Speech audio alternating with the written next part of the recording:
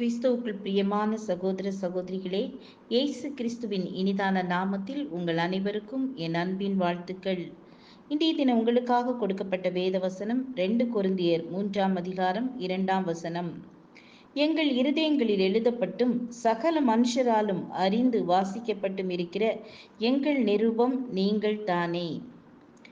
தேவ பிள்ளைகளே, நீங்கள் ஒரு நடமாடும் வேத புத்தகமாக இருக்க வேண்டும்.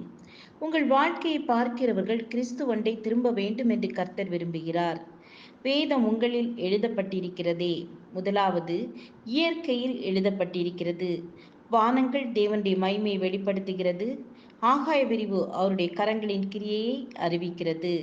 இரண்டாவது, மனசாட்சியில் எழுதப்பட்டிருக்கிறது. அவர்களுடைய மனசாட்சியும் கூட சாட்சி இடுகிறதினாலும் தங்கள் இருதயங்களில் எழுதியிருக்கிறது என்று காண்பிக்கிறார்கள்.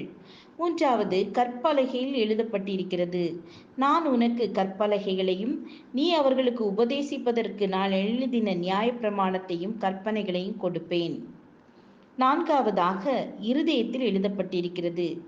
என்னுடைய பிரமாணங்களை அவர்களுடைய மனதிலே வைத்து அவர்களுடைய இருதயங்களில் அவைகளை எழுதுவேன். நான் அவர்கள் தேவனாய் இருப்பேன். ஐந்தாவதாக, முழு வேத புத்தகத்திலும் எழுதப்பட்டிருக்கிறது.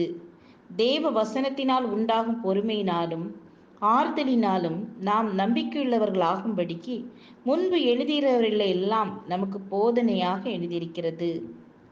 ஜெபம் செய்வோம். எங்களை நேசிக்கிறதான அன்பின் பிதாவே, கர்த்தருடைய வேதம் குறைவற்றதும் ஆத்துமாவை உயிர்ப்பிக்கிறதுமாய் இருக்கிறது என்ற வசனத்தின்படி உங்க வேதம் எங்கள் ஆத்துமாவை உயிர்ப்பிக்கிறதாய் இருக்கிறபடியினால் உம்மை ஸ்தோத்தரிக்கிறோம். இயேசுவின் நாமத்தில் பிதாவே, ஆமேன் ஆமேன். God bless you.